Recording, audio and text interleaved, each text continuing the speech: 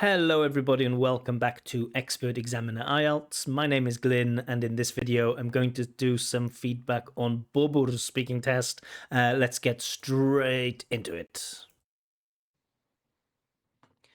Good morning, my name is Glyn. Would you please tell me your full name? Bobur IELTS. And what should I call you? You can call me Bobur. Okay, thank you, Bobur. Now, in this first part of the test, I'm going to ask you some questions about yourself. Do you work or do you study? Okay, currently I'm in my senior. Candidate starts the answer with okay. I've mentioned this a few times before. This isn't a natural way to respond to questions, especially open questions like, where do you live? Okay, I live in blah, blah, blah. What did you do yesterday? Okay, I went to the shop yesterday. Sometimes people do this when they are worried about their listening comprehension. So they use the word okay to signal, yes, I understand what you've said. It's not a natural way of communicating, so I would recommend not doing that. Year in specialized school, and I'm graduating this year. And what subjects do you study at school? Okay, as my Again, we get that okay. What subjects do you study at school? Okay. my school specializes for Usually with specialize, we use specializes in. My school specializes in something, not for something. maths and English. I read maths, English in my daily classes. I read maths, English in my daily classes. I'm not really sure what that means, read. I know, sometimes the word read in different languages can have different meanings, like maybe it means study or something like this, but certainly I read maths and English in my daily classes. That sounds odd to me, the verb read there. And do you have a good relationship with your teachers? Yeah, I have a really good relationship with my teacher. And again, I know I'm very negative so far, but again, I really good relationship. Let's just go back. Classes.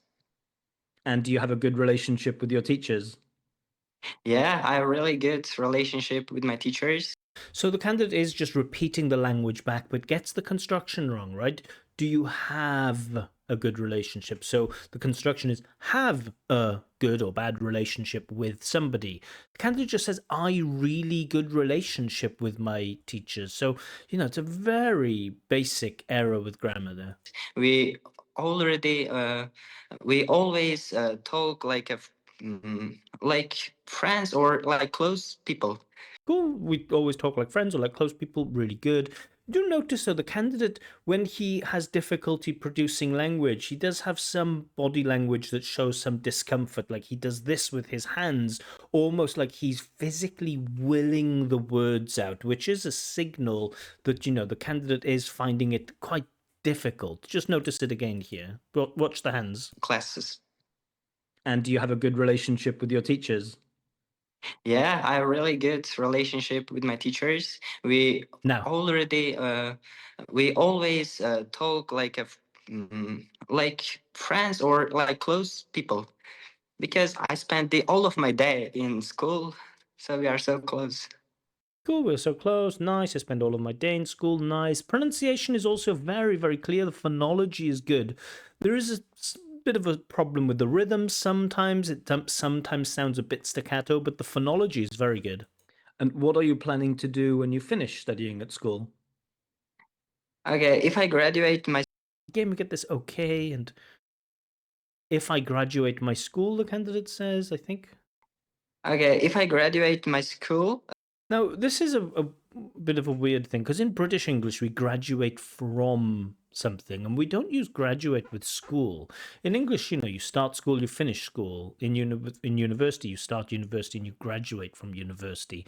But I do think in American English, I think it's acceptable to graduate something, to graduate high school. So I wouldn't consider that to be a mistake, because it's fine in American English. I'm gonna to study in abroad. So a lot's gone wrong there. I'm gonna to studying abroad. So if you use gonna, that's fine, right? It can be a good aspect of something we call connected speech, which is a high-level pronunciation feature. But if you use gonna or wanna, we don't add to, right? So you have the full form, I'm going to study, fine. The connected form, I'm gonna study, fine, but we don't say I'm gonna to study. Not I'm gonna to. The same thing with wanna, right? I want to eat, fine. I wanna eat, fine. I wanna to eat, mm-mm. And the candidate makes this even worse by saying I'm gonna to studying, I think. Okay, if I graduate my school, I'm gonna to study in abroad. Maybe he said I'm gonna to study in abroad. Maybe he's using preposition in. But anyway, that's still a mistake because you study where? Abroad. We don't use prepositions with broad. Go abroad, study abroad. preparing for it. I'm preparing my subject. I'm preparing my Again, the use of the hands shows discomfort. documents for it, and just I'm gonna do reading, studying abroad. Repetition of ideas. Let's talk about chocolate now. Do you like eating chocolate? Usually not much. This is an interesting way, right? Because the candidate starts by nodding, showing like yes, and then changes his mind, it seems. Usually not much because I have a bit allergic with chocolate. I think Hans says I have a bit allergic with. So in English, the construction is to be allergic to something or have an allergy to something, but not I have allergic with something. So, that those natural collocations there, candidates missing so many of them, which will count against him in vocab. So we can already, because of grammar, the candidate said at the beginning, he was aiming to get 7. That was his desired score in the speaking part. I asked the candidate at the beginning, like, do you know what you need to get a 7 in the different band descriptors? Like, do you know the criteria? And the candidate said yes. And I asked him, well, what do you need to get a band 7? He said, oh, I need to improve my vocab. So, it seems like the candidate doesn't really, and the candidate's quite young, and the band descriptors in IELTS are very difficult to read. So you really, you need to be a linguist in order to understand exactly what those band descriptors are saying. But the candidate seems like he doesn't know what's required to get a 7 for fluency and coherence, grammatical range and accuracy, lexical resource, and pronunciation. And, it's okay. Candidates don't always need to know that, but just so you know, the lack of collocations, all of those missed prepositions or incorrect prepositions, that will stop you from getting, anywhere close to a 7 with vocab. But if I have a bit stress, for example, before my exams like IELTS, Exams, not exams, but okay. I eat it because it helps for me to relax. And Again, it helps for me. Again, you can say it helps me to relax. It is helpful for me to relax, but not it helps for me. a bit get energy. And what's your favorite kind of chocolate? Okay, I love usually some milky chocolates. Okay, cool. Milky chocolate's fine. Milk chocolate is more precise. We don't usually use the word milky when we're describing chocolate. Milk chocolate, there's dark chocolate, milk chocolate. But, there's an attempt, there's just a slight lack of precision. Because dark chocolate is a bit Again, kind of lacks that word. Can he paraphrase it maybe? I don't know, a bit like disgusting tester. Okay, disgusting teste. I guess he's trying to say it has a disgusting taste, I guess. But again, a lot of stuff, I have to work out the candidate's answers. I think the candidate is on topic and the candidate does make an effort to develop some of his answers, but he just doesn't have those linguistic skills to fully express everything that he wants to say. And I think that is noticeable. And does your country have any famous brands of chocolate? Yeah, there is a lot of brands and there are a lot of companies which produce chocolate. Okay, companies which produce chocolate, great. For example, Travers is really popular brand in my country, and it produces really delicious and so well quality products and chocolates. Cool, fine. And have you ever given someone chocolate as a gift? Uh, if I can remember, yeah, I gave it to my friend to his birthday. His name is Gave it to my friend for his birthday or even on his birthday, but not to his birthday. Attempt and I gave it as a birthday gift for it because I don't know anything much about it. That's nice, right? I don't know anything. That's like connected. I don't know anything. I do think there are lots of really positive features in the candidate's pronunciation. About its testing, so just I gave it. Again, has a mispronunciation of that word test, though. So for me, a few too many mispronunciations of individual words, but certainly some nice, some really nice phonology. Chocolate. That's Thank you. Now let's talk about housework. Who does most of the housework in your home? in my house. Usually, my mother do all house chores. Hey, my mother do all the house chores. Remember, I do, you do, my mother, she does.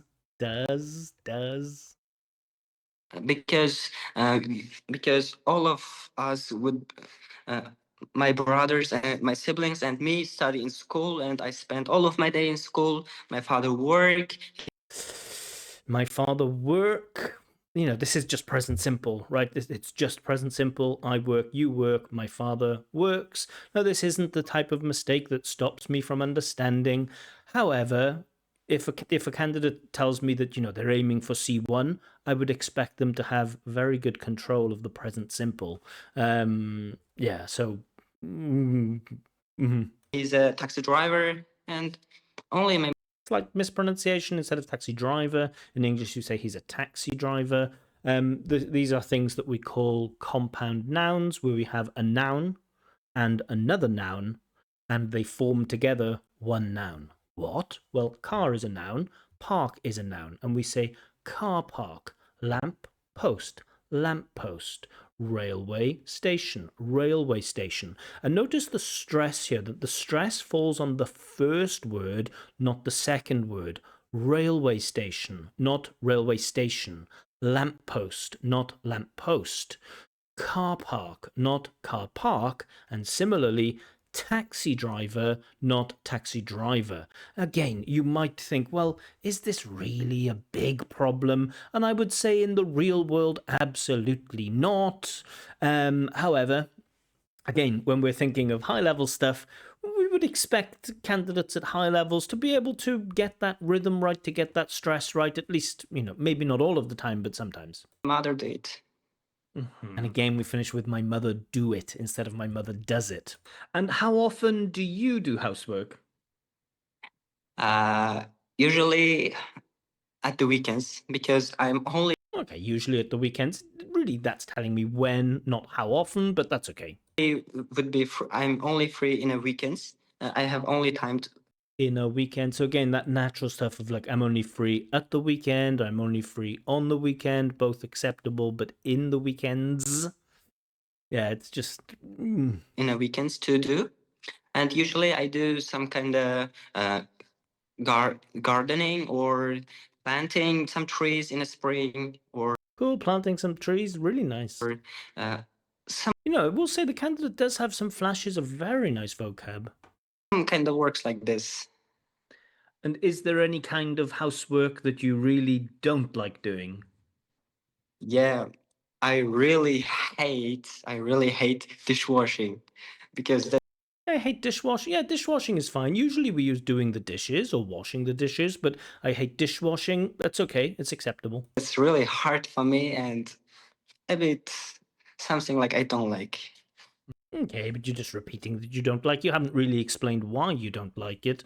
And did your parents make you do any housework when you were a small child? Uh, yeah, I I've done I've done a lot of houseworks. So this is, it's good that the candidate's attempting to use present perfect, but this is the wrong context.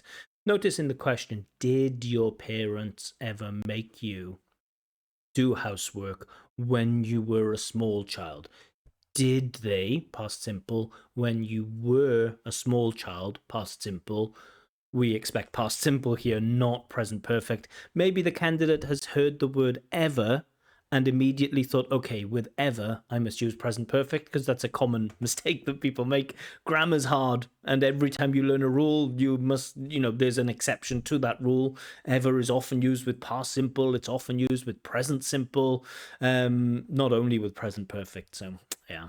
When I was a child, like cleaning my room or giving help to my father to some works. Yeah, candidate finds it really difficult to be precise, to explain clearly what he means. You just notice how the speech just kind of it's like it runs out of steam or something. I've done a lot of houseworks when I was a child, like cleaning my room or giving help to my father to some works. To some works. So it's like, yeah, it's just running, just doesn't have enough. I think it could be a vocab limitation, it could be a fluency limitation, but there's just not quite enough coming out. Okay, thank you. All right, so I've spent quite a long time on part one. What can I say about the candidate? Well, the positive thing is that the phonology is quite good, very easy to understand what the candidate says, despite quite a few mispronunciations. Sometimes the lack of fluency interferes with the rhythm of the candidate's speech, so probably for pronunciation. I do think the candidate internally has enough pronunciation for a 7, but it's probably going to be a 6 for pronunciation. With vocab, there are some flashes of vocab, but there's no real awareness of style or collocation. We get lots of errors with small things like prepositions, and errors basically in almost every sentence, I think. With the grammar, the candidate is attempting to use a range, but I think a lot more about range when I'm thinking about like 7, 8, and 9, and I think a bit more about accuracy when I'm thinking about like 4, 5, and 6. The candidate does, has the basic word order correct, and the candidate can produce some correct grammar. However, we do get, regular mistakes with quite simple things like the use of the present simple, and that's a bit unfortunate. Fluency and coherence, candidate's answers are a little bit short. Candidate finds it difficult to develop, but does attempt to develop. So there is kind of a willingness to speak at length, but candidate often hesitates or repeats some ideas. Anyway, let's jump into part 2. I don't think too much will change. In most cases after part 1, I think most examiners kind of know approximately what score they're going to give the candidate. And after part 1, I kind of know it's going to be that or that, let's say. But let's keep going. In task 2, the candidate needs to talk about a time when someone broke the law. Again, this is a past-focused one, so we have an opportunity to use past simple, past continuous, past perfect, reported speech, past modals. The past-focused ones allow you to use a range of grammar. Candidates never exploit that. They just use past simple, past simple, past simple. I don't know why, but okay. And also, as we often see, that the last question and say how you felt about this person's actions. It's kind of an invitation to use emotive language. Can you exploit a range of vocab connected to how you feel or how you felt? Yeah, let's have a look how the candidate does here. 1 minute and 2 minutes to give your talk, and I will let you know when the time is up. Can you start speaking now, please? Okay, in my life, there isn't any situations There isn't any much. which I've seen some robberies or like someone who broke the law. But there was one situation I have seen one person. And it's using present perfect again. This is a story. When we tell stories, we might start with present perfect. Sometimes we start with present perfect, but in general, we use past simple, past continuous, past perfect continuous when we're telling stories. Who is bullying in a supermarket. Who is bullying now or in the past? And again, bullying, is that a crime? And I think he was And also with bullying, we usually have an object that was bullying someone. Was man and he couldn't be older than 35 year, and Couldn't be older than 35, okay. that happened, if I can Happened or happened? forget, if I would forget, that was 2 months ago, yeah, when I was supermarket. When I was supermarket. So again, we're just missing a preposition. We're just leaving. It's not just that the candidate got the wrong preposition, but the candidate doesn't have an awareness that when we talk about locations, we usually use prepositions, right? When I was at home, when I was in the city, when I was on the roof. Candidate says when I was supermarket. And he tried to fight against the retail staff in the supermarket. Tried to fight against to the fight with somebody is usually used. And because of he wanted to get Because of he wanted. So because he wanted is fine, or because of the fact that he wanted. So there's a difference between the grammatical patterns that we use with because and with because of. We don't use a clause after because. Because of he was doing something. So I can't explain that. It's quite a complicated bit of grammar, actually. But yeah, candidate mixing up because and because of. check for his products, but retail staff said that It's becoming quite difficult to follow now. So I have this picture in my mind of a man who can't have been more than 35 years old, and he's arguing, or he's quite aggressive with some retail stuff. But I'm finding it difficult to follow the story. we can't give it because we don't have any more. But he don't want to.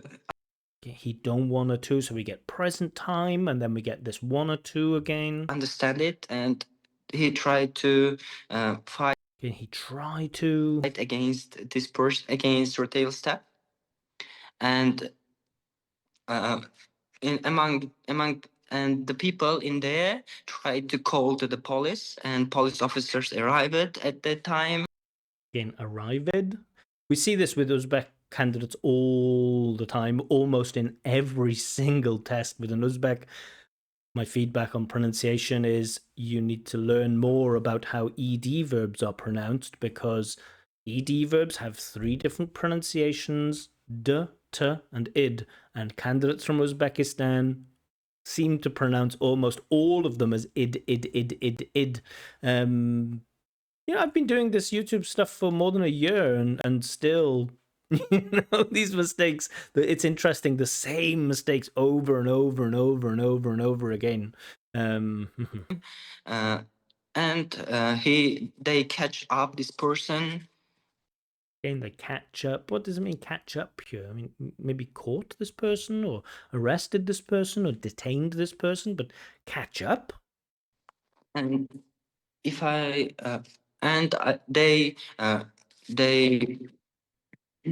they catch up this person. Candidate relies on repetition. At this time, I felt a bit disturbed and disgusting. Again, disturbed, not disturbed. And disgusting is a weird one. Why did you feel disgusting? Because of this situation. Because just imagine that you are so you're just Candidate feels a bit nervous here, and I have a lot of sympathy with the candidate in this part 2. If you haven't been very well, if you're not very well prepared for part 2, it can be a horrible experience when you're sitting there and you're trying to fill 2 minutes and you don't really know what to say.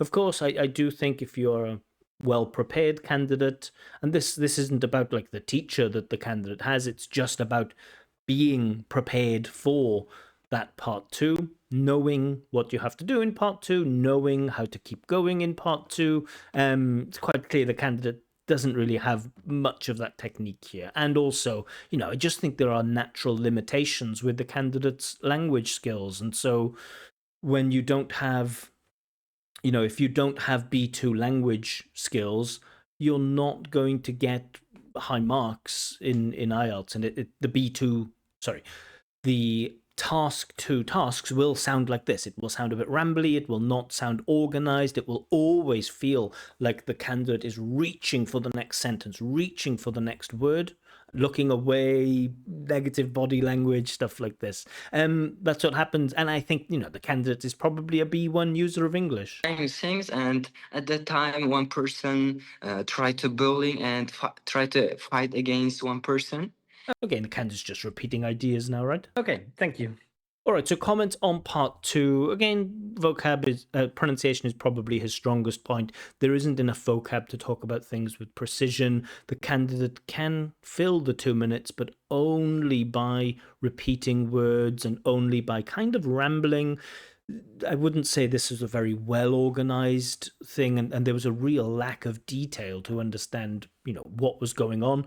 We just knew that there was a man who was in the supermarket who was aggressive with the retail staff, but we don't really get any more detail than that.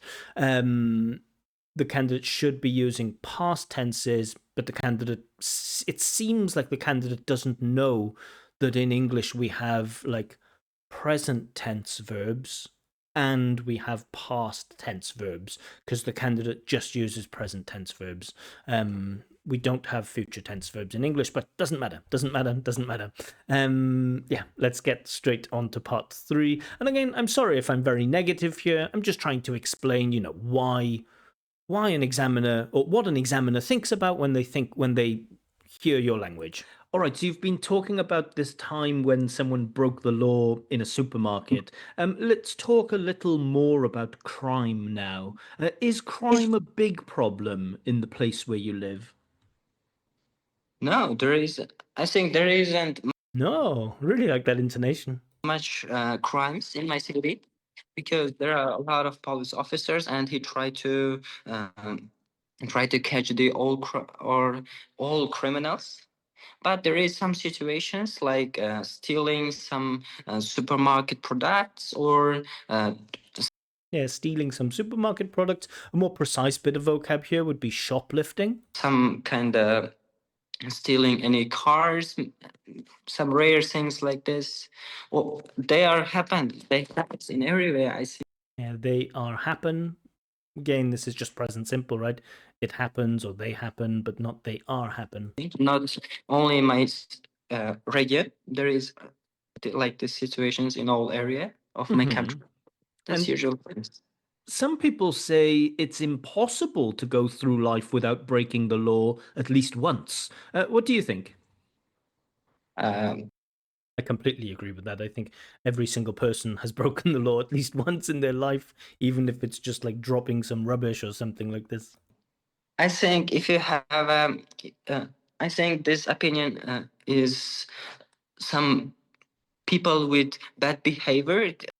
If you were just writing down the candidate's answers, I think then you would start to realize that the answer doesn't really make sense. Maybe it will make sense in the end, but just listen to the exact words here. I think if you have, I think if you have a, I think this opinion I think if you have a, I think this opinion is some people with.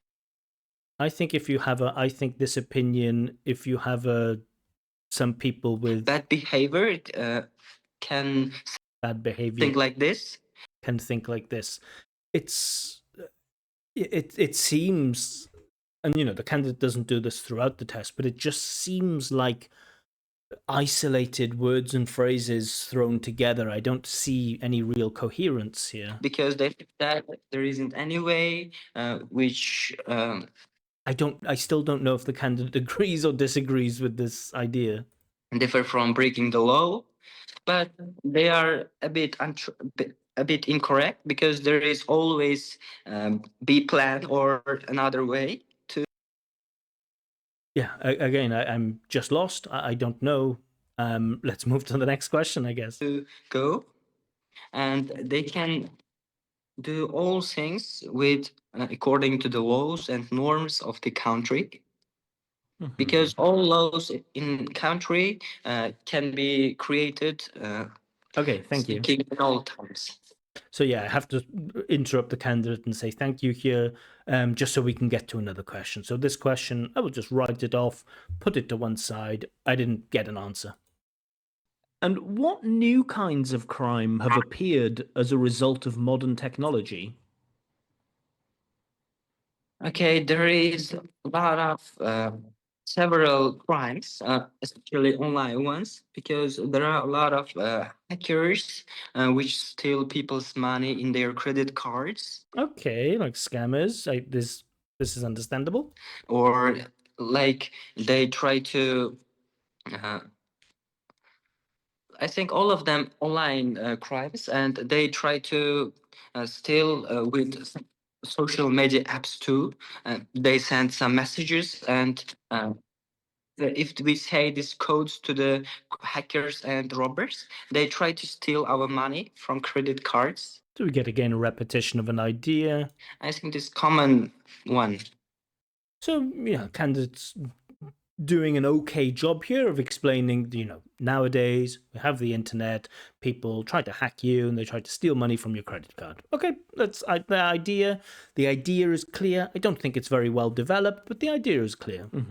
And why do so many people like watching movies and TV shows about crimes and criminals? I mentioned to the candidate, like I mentioned to most candidates before, in part three, you don't need to try to find the right answer, right? Now, this question, why do so many people like watching TV shows and movies about crimes and criminals, is a great example of that. We might not have a right answer, and pretending that we have the right answer is, that's a B1-ish strategy, trying to find the right answer and give the right answer. This requires you to speculate, but let's see what the candidate says. I think it depends on their personality and their wishes. I don't know what that means. Why do people like these types of TV shows or movies? It depends on their personality or their wishes. I don't know what that means. They think that because these movies are so interesting and a bit intriguing for them. Okay, they think the movies are interesting. Well, that's the same thing. Obviously, they think they're interesting. The question requires you to speculate about what people might find interesting about movies and TV shows about criminals. Now, candidate's just 16 years old or 17 years old, I think. When I was 16, 17, I wouldn't have been able to offer much of an answer because speculating is tough. Them because they can imagine like this person. We are watching these TVs or TV shows. So there is some situations which they can learn uh, how to escape from robber or another criminals. When So the candidate's, pretending that, I don't think the candidate has a real strong viewpoint on why people like watching TV shows and movies about criminals, but the candidate is pretending that he thinks it's because people are looking for ideas about how to avoid being robbed, whereas I don't really think that's at the heart of why people watch this type of media. But the candidate is employing this B1 strategy of pretend that you have a strong opinion or pretend that you have an idea and talk about it, because that's a much easier thing to do than to openly speculate and to openly express doubt, that you're not sure why, and then trying to explore it. So very often, the candidates who are not at that C1, C2 level just can't do that. They can't think through and talk through their ideas. Instead, they employ a different strategy, which is make something up and just try to say something about it. we are faced like this situation, and I think these are reasons for it. All right, let's talk about the police now. What might be difficult about being a police officer? Uh, I think the best difficult thing about The best difficult thing? I know this is also a common thing, or it's a feature of many languages where the superlative form like most in some languages it might be translated as best, and so this probably is an L1 transference error. The candidate is thinking in the first language and translating, and has translated probably in Uzbek, I don't know, maybe somebody will tell me, the superlative form like most, maybe in Uzbek translates as best. Being police is that we can't go to our home on time if we are police, because there might So we can't go home on time if we are the police. be robberies or situation which. Again, we come back to robberies. The candidate keeps bringing this up. I think this is like the fourth or fifth time I've heard this word robberies. Like one people can kill another one, and this might be in midnight, or one person can kill another one. Yeah, this is called murder. Maybe that's the specific word you're looking for. So a couple of cases, the candidate couldn't find that word shoplifting and seems not to be able to find that word murder when he needs it. And that's what we mean about this lack of precision with vocab. In an early morning, so already they have to work if people want to be police officer. Already we have to work if people are want to be police officer. So yeah, again, the idea, there's underlying coherence, you can kind of work it out, but it's not very clearly explained, and there are so many little grammatical and vocab errors along the way. Now, some people say that it's good for a society to be a little bit afraid of the police. What do you think? I think. And again, notice the candidate seems to be looking for the right answer. I think, as if like, okay, I'm going to put forward the correct answer. It's a B1 strategy. That's a bit, what can I say? Because, starting with, I think, as if you have an opinion, and then realizing you don't have an opinion, and then you're just trying to think of any opinion that you can put forward, instead of saying, should people be afraid of police officers? I think, in some cases it can be good, because if you're afraid of police officers, maybe that means you won't commit a crime, like because you're so afraid that the police might do something terrible to you. But on the other hand, it's a bit strange, isn't it, to live your life like that? Like if you're out on the street and you see a police officer and you feel afraid, like you don't trust the police. I think, there's something a bit, I don't know, something about that makes me feel a bit uncomfortable. And that's the way that you can approach all of these task 3 questions, in a human way, where you are exploring ideas in the moment, right? And so many people try to prepare for IELTS Part 3 by preparing for topics and rehearsing their opinions. This is my opinion. I'm going to agree with this. I'm going to disagree with that. In the real world, of course, there are some things about which we have strong opinions, and there are some things about which we don't have strong opinions, and IELTS Part 3 will test you on that. It will give you some, manageable questions where you can speak very openly about real ideas you have in Part 3, but there will be instances in Part 3 that will force you to explore ideas in the moment.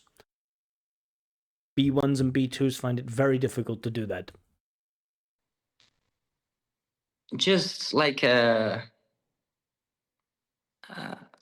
can I say? And what can I say exactly? Afterwards, the candidate said, like, "Oh, I was surprised at the theme of crime because I hadn't prepared for that topic." Well, it's an IELTS speaking test. You'll never be able to prepare for the topic. Yeah. What do you think? The IELTS speaking test will always force you into situations where you will need to explain and explore ideas spontaneously. It's about taking your preparation away from you, because it is not a memory test. It is not a test to see how well can you prepare the topic of crime, the topic of tourism, the topic of climate change. It is not that kind of test. It's a good thing if people are afraid of the police. I think that's a good thing, because if people are afraid from police officers, they try to they try to what and they try to live with rules and norms and without doing any robberies or Again, we're back to this robberies. stealing any kind of things from like supermarkets products. Uh, so I think that's positive Okay, thing. thank you. That is the end of.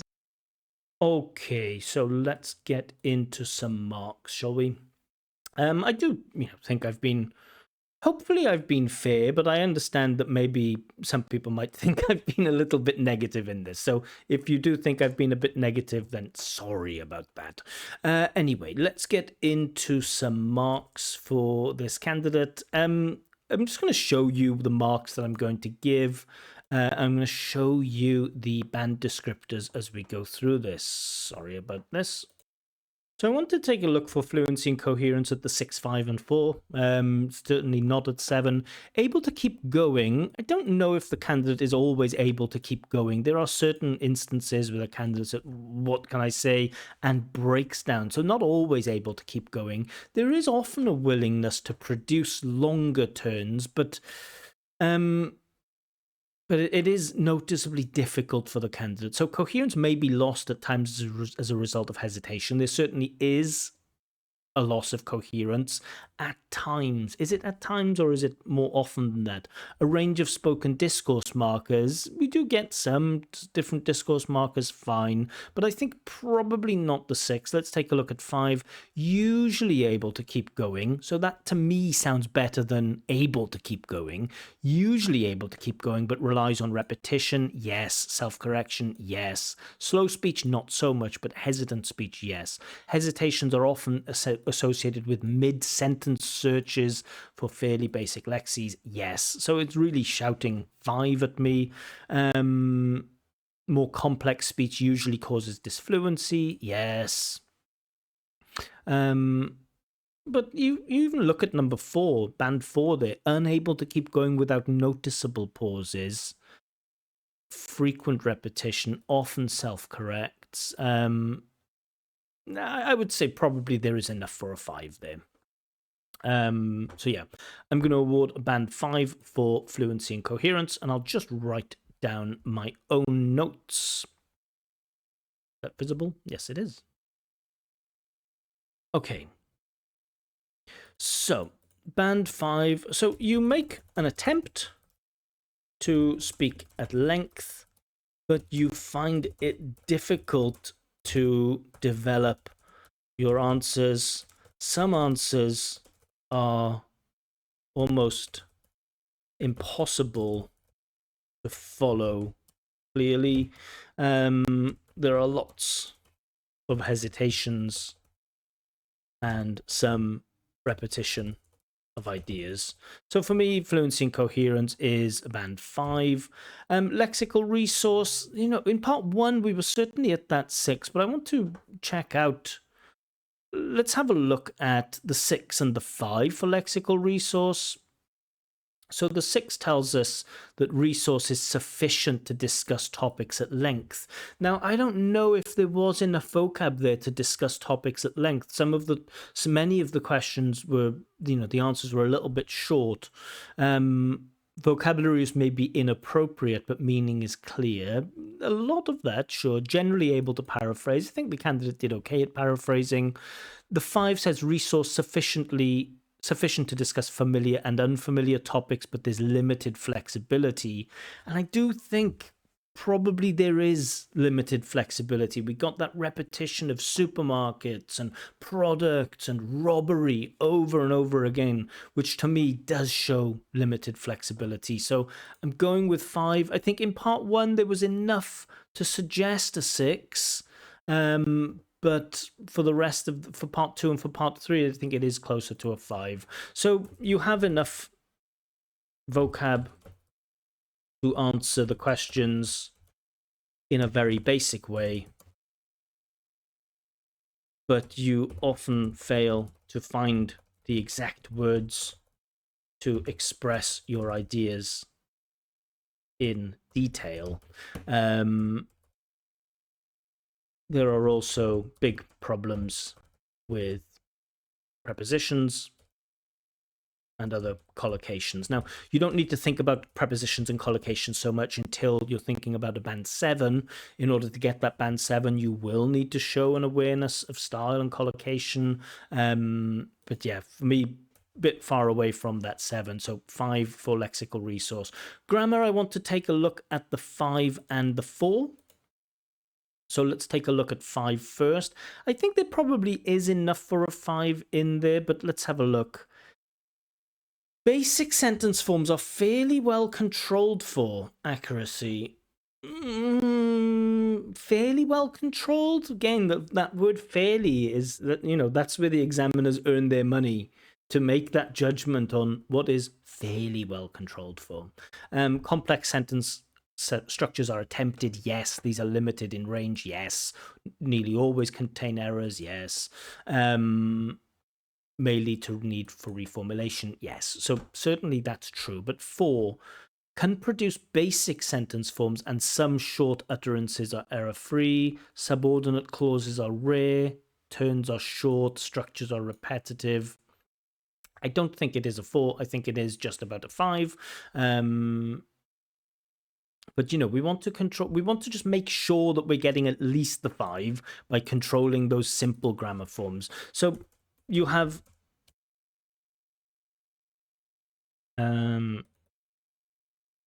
quite, so let's say you have a lot of mistakes even with basic grammar, present simple, verb to be. You attempt some complex structures, which is good, but your focus should really be on controlling simpler grammar forms. You seem not to know that we have past simple in English. You know, there were just a couple of small instances. I think you used couldn't, and maybe there were a couple of other verbs, but in general, you just don't use past forms. And if you're hoping to get, you know, a respectable score in the IELTS test, you have to know that there's a difference between present time and past time and future time. Yeah, pronunciation, I think, is probably your strongest point, and I do think there's probably enough for a 6 with the pronunciation. So looking at the pronunciation, let's just see, do we have all of the positive features of 6? So a range of phonological features, yes. Chunking is generally appropriate. I do think, you know, there was enough in there with the chunking, like I don't know, things like this. Rhythm may be affected by a lack of stress timing, absolutely. Some effective intonation, yes. Not sustained, yes.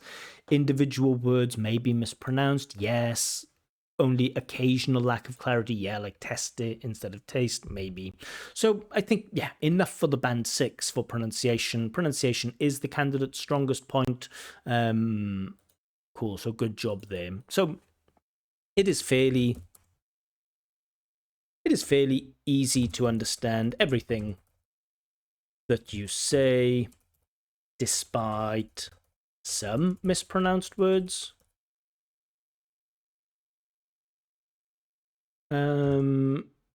Your speech at times lacks rhythm, and I think that's a problem with fluency that you have. Because you lack fluency, your speech lacks that natural rhythm. So yeah, but anyway, pronunciation 6, great job with the pronunciation. Very nice, clear, easy to understand your pronunciation. It is your strongest feature. So overall, this gives a score of 5.0. Could I imagine an examiner giving you 5.5? Absolutely. You're higher than 4.5. I think you're comfortably a 5. Maybe 5.5. You know, an examiner might think you have enough vocab because you do have some flashes of better vocab. So I could imagine a 5.5. With that grammatical range and accuracy and the fluency, though, I don't see you getting a 6 at the moment. So, you know, if you took the test, I think the candidate's planning to take the test next week. I would expect to see a score of 5.0 or 5.5. I don't think the candidate will get 6.0, but who knows? I've been wrong before, and I may be wrong again. But for me, this overall score, For me, this overall score is 5.0. Things to work on, areas of improvement, so, everywhere. But firstly, we have to control basic grammar better. As a minimum, you have to control that. I don't think you have enough English to get really a higher mark, so it's difficult for me to point to areas of improvement. But in terms of technique, I would say stop trying to find the right answer to part 3 questions. It's not that type of test. It's not the type of test where they expect you to have an opinion and talk about your opinion, and so you should prepare your opinion. No. But so many candidates do this. They rehearse their opinion. They try to pretend that they have opinions about things. It's just not that type of test. And you need a better strategy for part 2, because there is a clear lack of organization and detail. But again, I think the candidate has been prepared well. I think the teacher has done a good job of kind of saying, like, okay, this is IELTS, this is the format, and to try to keep speaking and try to develop your answers. So I think, the candidate's teacher's probably done a good job. It's just that the candidate doesn't have enough general English, I think, to get a better mark. I think the candidate is a B1 user of English, a decent B1 user of English, but the candidate is B1, and that's why, for me, we can expect a score of 5.0, maybe on a good day 5.5. But yeah, those are my thoughts. Let me know what you think. Are my marks too generous? Are my marks too harsh? And as always, if you'd like to have your own free practice IELTS speaking test with feedback like this, very critical, negative, pessimistic feedback, then, or if you'd like me to give you feedback on your IELTS writing tasks, I collect all of my candidates from 2 places. I'm on Telegram and Facebook. Links are given in the description. Candidates are always selected at random. People write to me every day and say, but my test is tomorrow. My test is tomorrow. I've been waiting for so long. My test is tomorrow. Please give me a chance. Please, please, please, please, please. I get these messages every day. Please don't send me those messages.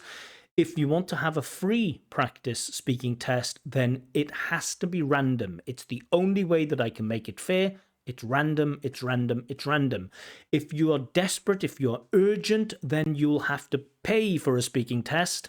A full list of my prices are available on my website, expertexaminer.com. And again, people might say, but that's too expensive, I can't afford it. Well, that's how much my time costs. That's how much I value my work. And, you make that decision. Pay or don't pay. I would never, ever put pressure on anyone to pay, but those are the options, right?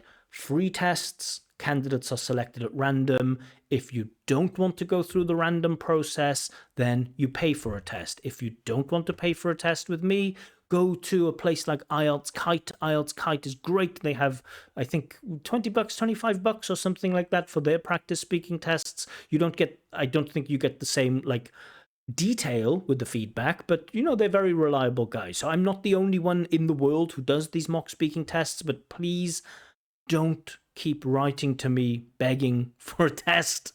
The rules are, if you would like a free test, candidates are selected at random from my Telegram or Facebook groups. If you don't want to go through the randomized process, then pay for a test. The price list is on my website. Anyway, enough. More videos from me coming soon, but for now, bye-bye.